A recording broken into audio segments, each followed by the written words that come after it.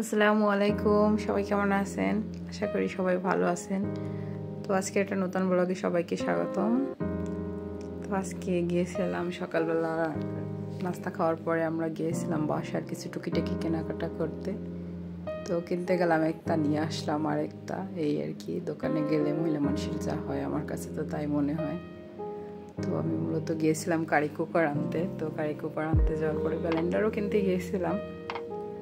Curry cooker আনতে গিয়েছিলাম, যাওয়ার পরে এখানে যে শোরুম আছে, উনি ভাইয়া বলল যে কারি কুকার যেটা মিয়া করছিল উনি ওটার ওয়ারেন্টি দিতে পারবে না, সেই জন্য আর আনা হয়নি। তো তখন ওখান থেকে আমি মিনি রাইস কুকারটা মিনি প্রেশার কুকারটা দেখে আমার খুবই ভালো লাগছে।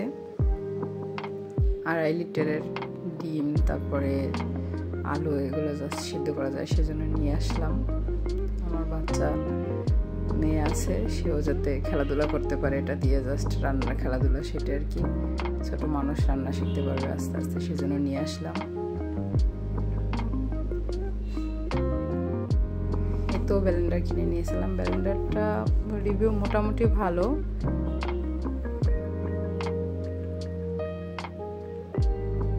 এটা অনেক হেভি, এটার ওয়েট খুবই বেশি।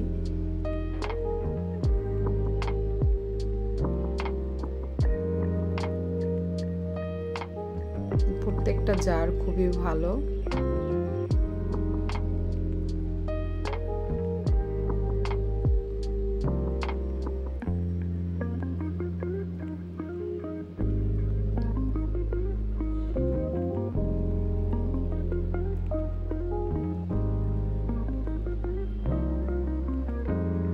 ওখান থেকে ভাইয়ার অনুরোধে আমি একটা রাইস কুকার কিনছিলাম, ওটার ভিডিও অবশ্যই এডিট করতে ভুলে গেছি। রাইস কুকারটা খুবই ভালো দিচ্ছে। আমি rice cooker plus curry cooker দুটোরই কাজ হচ্ছে এরকমের অ্যাম্বিশনের একটা রাইস কুকার নিয়ে এসেছিলাম। আর এটা ছিল মিয়াকোর।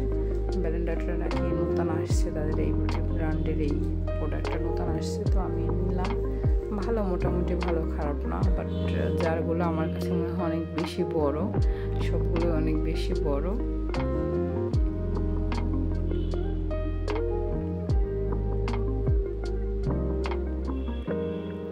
আয়রনও নিয়েছিলাম, আয়রনটাও খুবই ভালো সাপ্লাই দিচ্ছে। আয়রনটার দাম একেবারেই কম, খুব বেশি না, বাট অনেক ভালো। এই তো এরপরে আমরা বিকালের নাস্তা তৈরি করছিলাম। বিকালের নাস্তা আমাদের ছিল আলুর স্ন্যাক্স।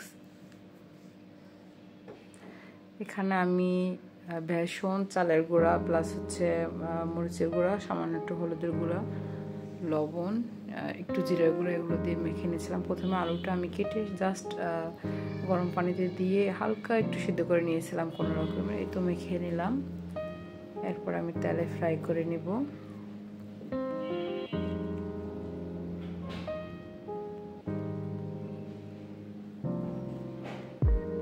তো তেলে ভাজা হয়ে যাচ্ছে। যারা প্লিজ আমার ভিডিও দেখেন, একটা ভিডিওতে একটা লাইক দিয়ে দিবেন, এবং আমার চ্যানেলটি সাবস্ক্রাইব করা না থাকলে অবশ্যই সাবস্ক্রাইব করে দেবেন।